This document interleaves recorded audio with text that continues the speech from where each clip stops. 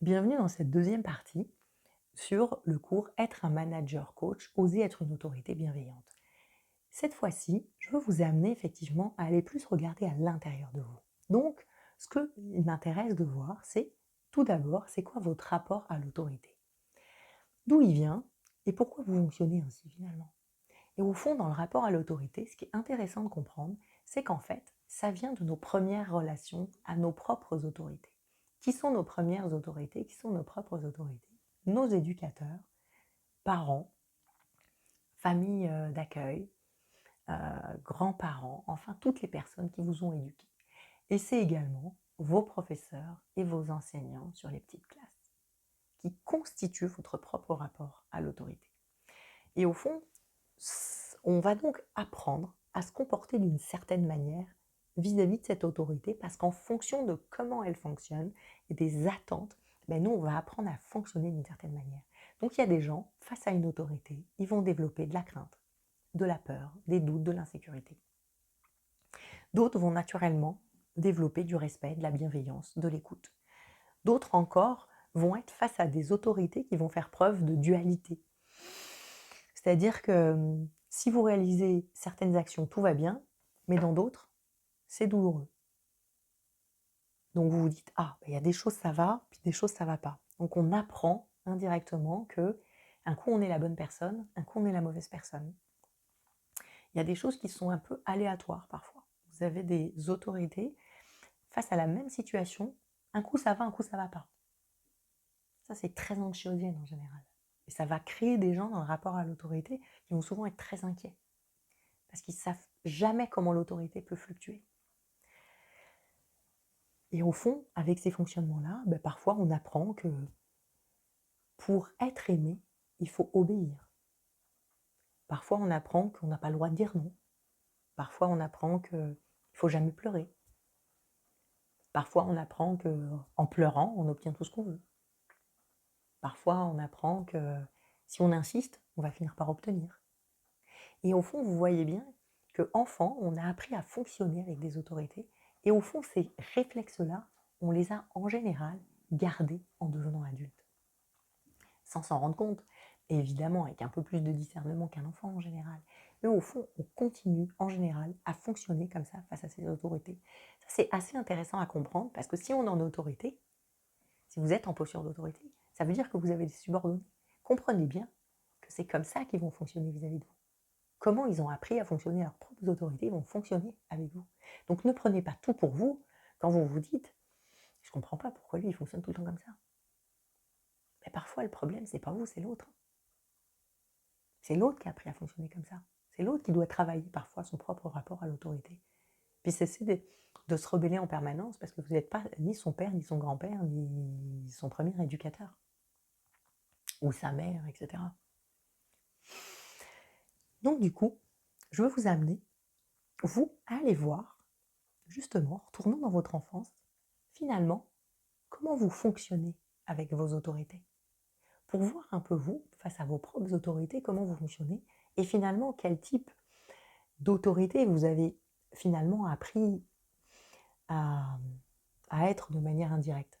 Alors parfois on répète un peu ce qu'on a appris, parfois on s'y oppose puis on fonctionne différemment.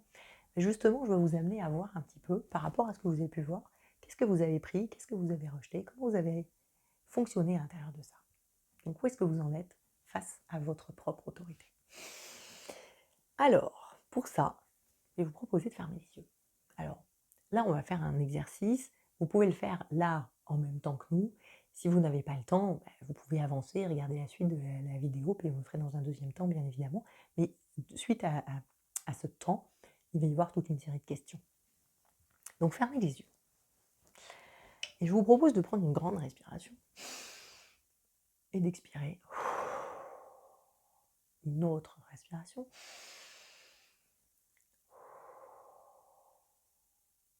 Et encore une autre. Sentez-vous détendu, relâché, posé. Sentez votre corps. Laissez toutes vos pensées vagabondes s'éloigner. Puis centrez-vous sur toutes les sensations que vous avez dans votre corps ici et maintenant. Imaginez-vous, vous avez 2, 3 ans, voire 7, 8 ans, et regardez comment vous fonctionnez avec vos autorités de l'époque. Voyez quel est le souvenir qui monte. Quelles sont les images, les pensées, les sensations, les émotions. Observez la scène. Voyez ce qui se passe chez vous, chez l'autre. Essayez d'observer un maximum de détails, les couleurs, les odeurs, les émotions, les sensations corporelles. Voyez l'ensemble de ces éléments qui sont là. Et quand tout ça est bien clair, je vous invite tout simplement à répondre aux questions suivantes, ou ouvrir les yeux et répondre. Est-ce que ça a été facile ou pas de trouver un exemple? Ça paraît une question peut-être un peu bizarre, mais parfois spontanément on a des exemples qui nous viennent, parfois on en a toute une palanquée, parfois il n'y a qu'une seule scène qui vient. C'est aussi significatif de ce qu'on a pu vivre dans notre enfance, des souvenirs qu'on peut avoir ou pas. Puis c'est pas incorrect d'en avoir aucun. Ça prouve que parfois c'est tellement difficile qu'on a du mal. Preuve que parfois nos rapports à l'autorité sont plus complexes qu'on pourrait le croire. Parfois il y a beaucoup de situations. Puis qu'est-ce que vous avez observé? Est-ce que vous étiez dans la scène ou observateur de la scène? Est-ce que vous étiez finalement dans votre propre corps? Vous étiez au-dessus? C'est quoi les émotions que vous avez vécues? De la peur, de la joie, du plaisir, un sentiment d'être nul, d'être en danger, de la crainte? Est-ce qu'il y avait des sensations physiques? Des douleurs quelque part dans le corps, ou des sensations désagréables, ou des fourmillements, ou de la chaleur, ou du froid? Comment vous êtes-vous senti globalement face à cette autorité? Finalement, si vous deviez la classifier au regard de tout ce qu'on a vu dans cette première partie, vous la metteriez où, cette autorité? Et qu'est-ce que ça dit de vous dans votre vie aujourd'hui? Finalement, si vous ramenez dans votre vie aujourd'hui et que vous voyez comment vous étiez face à ces autorités, quels sont les points que vous pouvez faire émerger de synergie, d'incohérence, là où finalement vous avez pris le contre-pied, là où finalement vous avez accueilli des choses? Moi, je sais que quand j'étais jeune, il y avait des tas de choses où je me disais, mon Dieu, quand je serai grande, jamais je fonctionnerai comme ça. Oh là là, quelle horreur, mon Dieu! Puis bon sang, aujourd'hui, je me vois parfois fonctionner comme mes parents. Et je me dis, ouais, mais bon, en même temps, ils n'avaient pas tort quand même. Parce que finalement, on trouve ça toujours très bien ce qu'on fait. Mais sincèrement, puis au-delà de la blague, je pense sincèrement que oui, parfois, quand on est jeune, on se rebelle face à certaines choses, on trouve que c'est pas juste, ou on aimerait que ce soit plus confortable pour nous. Puis moi, avec le recul, je me rends compte que y a des fois, il y a des contraintes et des limites que m'ont posées mes parents.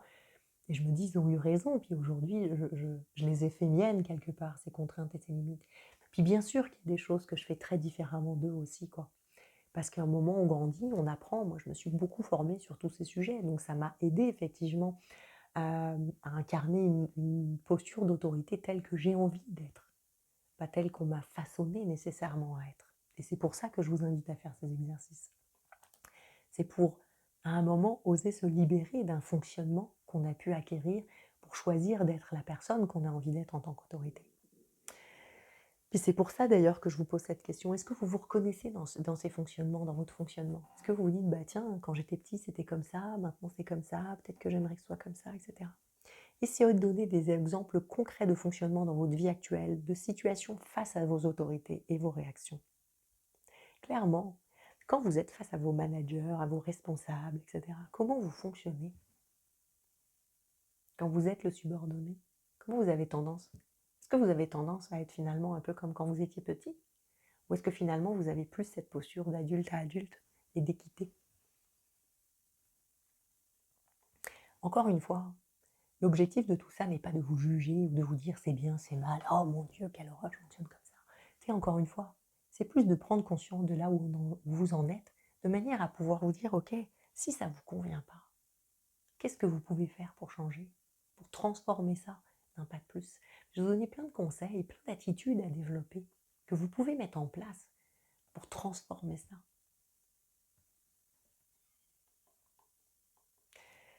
Maintenant, on va aller regarder comment vous êtes en tant qu'autorité. Là, on a vu comment vous fonctionnez face à une autorité. Maintenant, allons voir quand c'est vous l'autorité. Comment ça se passe?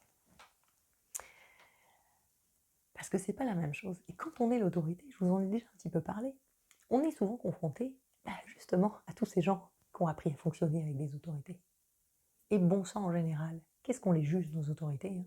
Je vous donnais l'exemple avec mes parents. Moi, quand j'étais jeune, bon sang que j'ai pu les juger. Bien sûr que j'ai jugé plein de mes formateurs, bien plus que j'ai jugé plein de mes responsables. Et plus j'ai appris, et moins j'ai jugé, je vous rassure. Mais quand même, au fond, les autorités, on les aime pas toujours bien bien.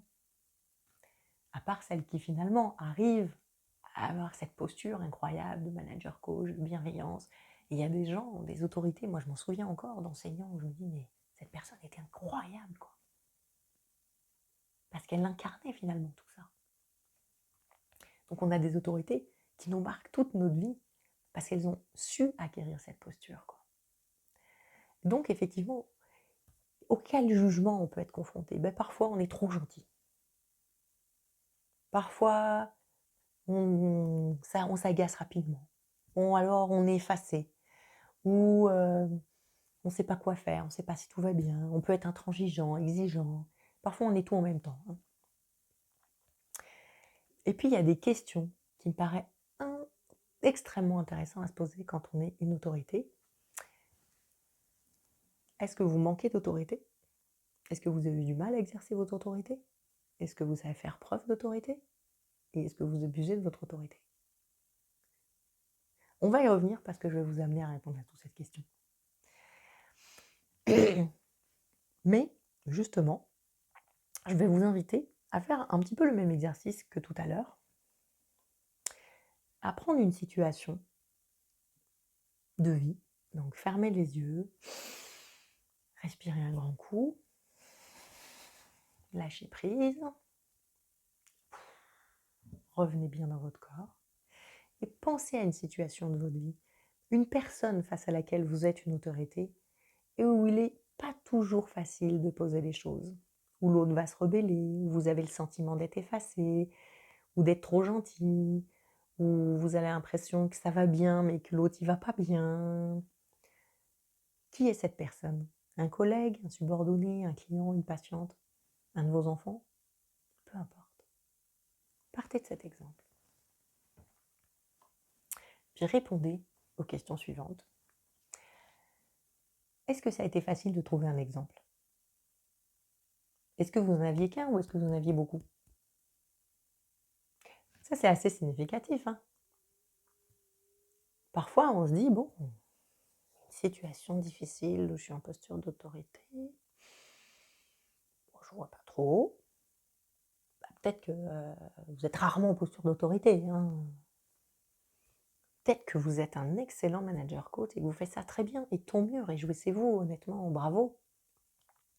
Et puis, mettez à la loupe les quelques éléments. Puis parfois, effectivement, s'il y en a beaucoup, c'est peut-être la prise de conscience de se dire, ouais, je vois bien que c'est difficile pour moi, l'autorité, et d'incarner mon autorité. Puis je vois, tel exemple, je suis malmenée, tel exemple, je suis malmenée, tel exemple, je suis malmenée. Là, ça prouve qu'il y a encore un peu de travail à faire. Mais bonne nouvelle, vous avez déjà plein de pistes.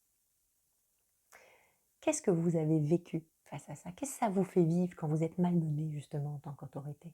Comment vous vous sentez? Triste? Dépité? Heureux? Je sais pas, vous vous en foutez?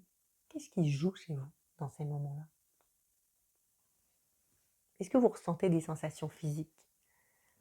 Est-ce que vous vous sentez fébrile, agacé, en chaleur, figé?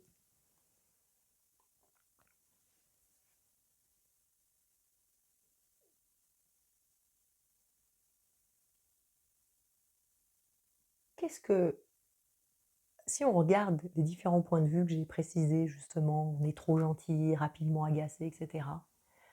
Est-ce qu'il y en a que vous observez chez vous? Est-ce que, qu'on vous reflète, hein, intransigeant, exigeant, etc. Est-ce qu'il y a des choses comme ça qu'on colle à votre type d'autorité ou que vous collez? Puis si c'est le cas, notez les éléments factuels qui montrent que peut-être c'est le cas. Est-ce que c'est un jugement que les autres portent sur vous ou est-ce que factuellement c'est ça que vous faites parfois? Est-ce que vous manquez d'autorité? Et développer, expliquer pourquoi. Est-ce que vous avez du mal à exercer votre autorité? Développer, expliquer pourquoi. On a vu plein de pistes. Comment on s'assume, comment on incarne, comment on s'autorise à être légitime. Les écueils à éviter, les grandes règles à respecter. Est-ce que vous arrivez à faire tout ça? Ou est-ce que finalement vous vous rendez compte que c'est difficile pour vous? Puis je vous rassure, incarner son autorité tout le temps en permanence, c'est difficile.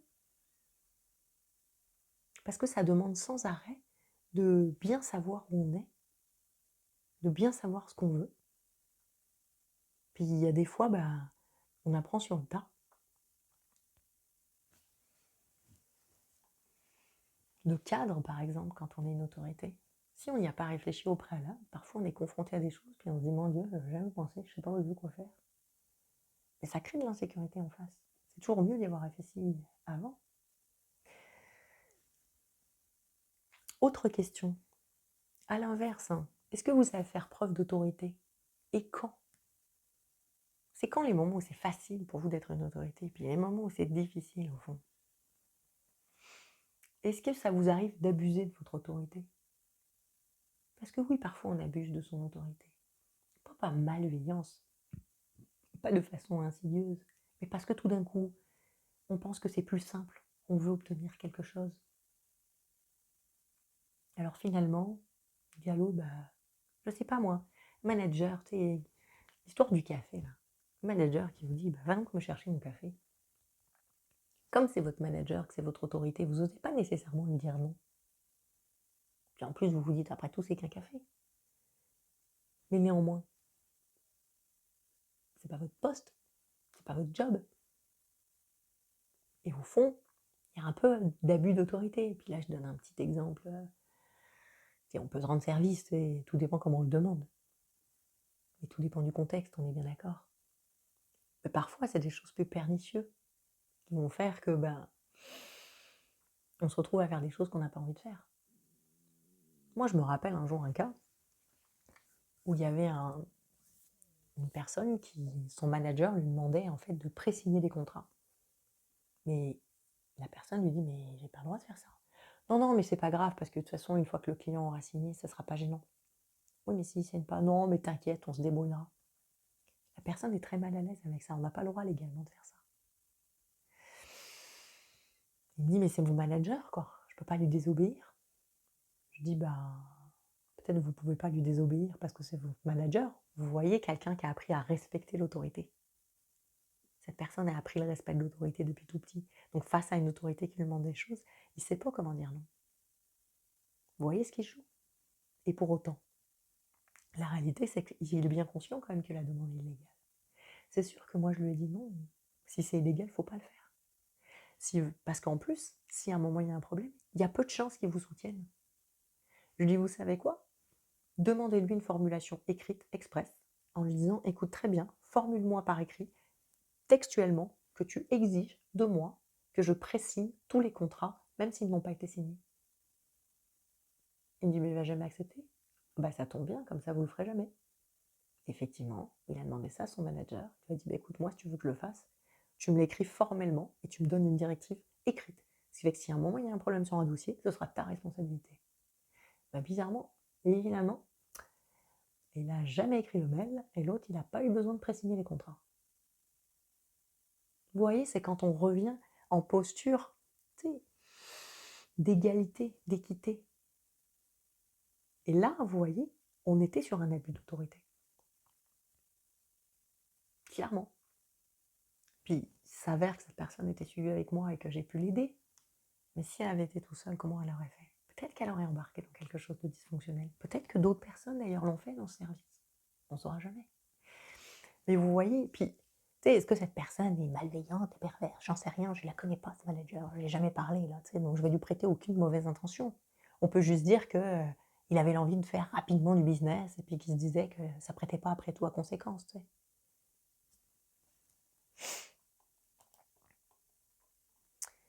Comment est-ce que vous vous sentez globalement en tant qu'autorité? Globalement en tant qu'autorité, comment vous vous sentez?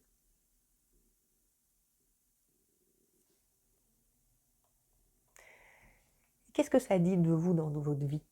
Tu sais, au-delà de comment vous êtes dans une situation X ou Y ou Z, comment vous, si vous étalez à votre vie, est-ce que vous voyez que votre manière d'être une autorité, au-delà de la situation que vous avez pu analyser, comment vous voyez que ça se met en place et ça se met en scène? Globalement, quel type d'autorité vous pensez être? Puis peut-être, où est-ce que vous pouvez vous améliorer? Qu'est-ce que vous pouvez mettre en place? Je vous invite à noter d'ailleurs des exemples concrets de vos fonctionnements dans votre vie actuelle, de situations où vous êtes en situation d'autorité. Puis comment ça se passe?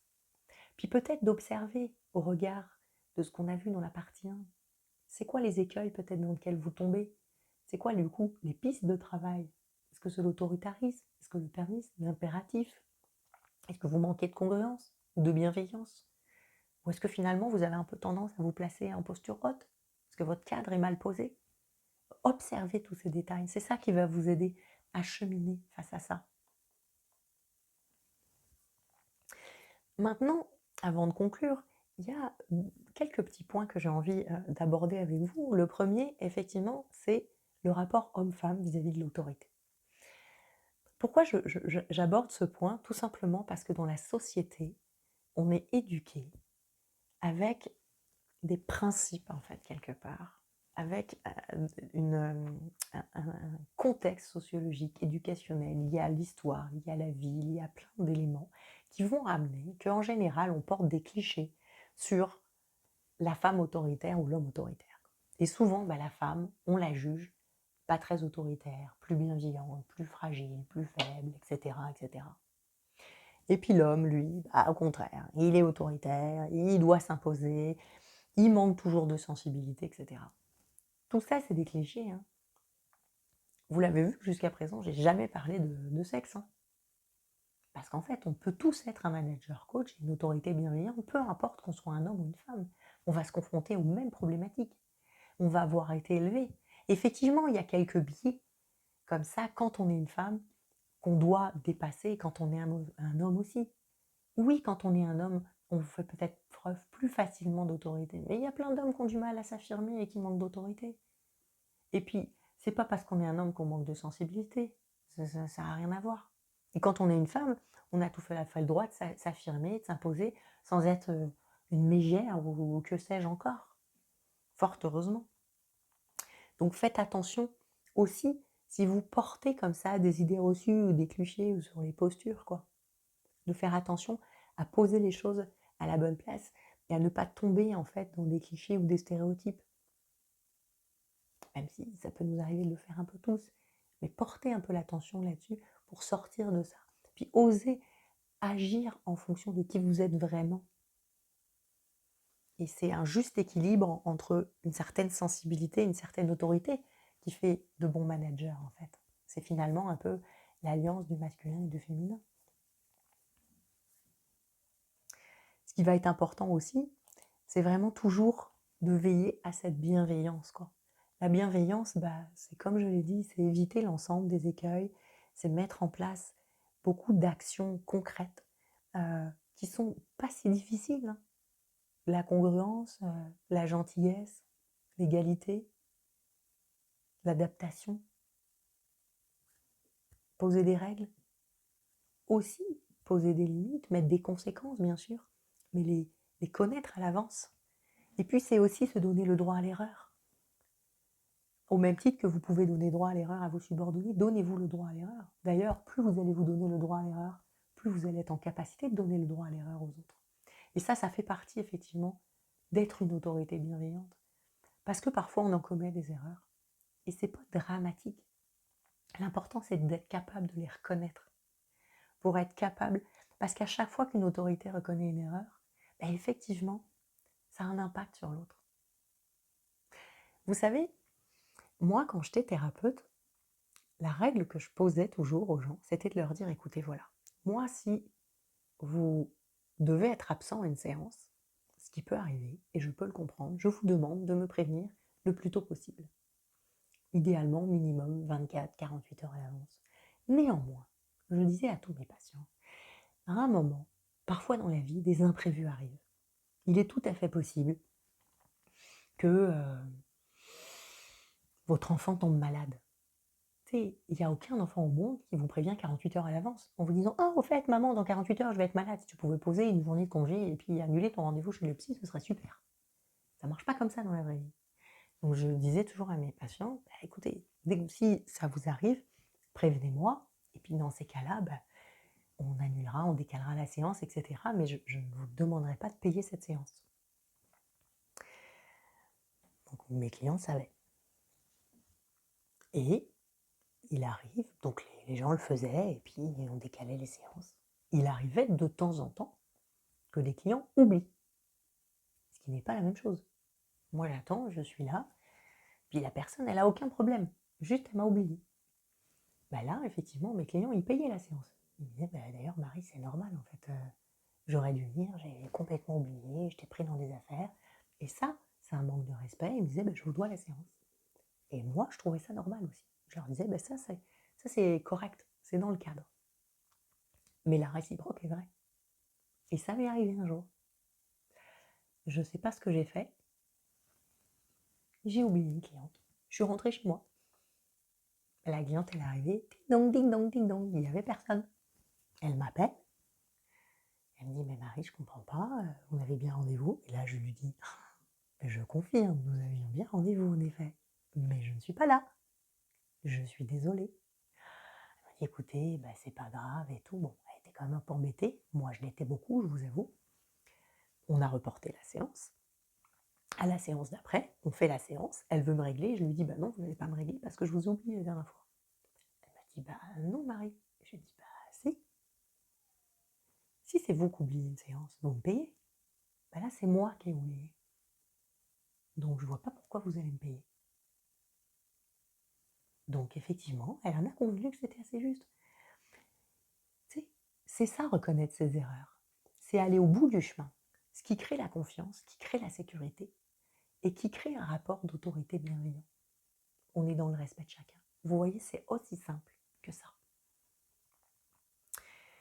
Donc être un manager coach, vous l'avez compris vraiment, c'est sortir de la posture du manager, de celui qui est juste un titre quelque part et une fonction, pour oser être une autorité bienveillante, pour oser être dans la relation, pour oser créer du lien, puis s'affirmer là-dedans, et en même temps être dans cette posture de coach, de celui qui accompagne, de celui qui stimule.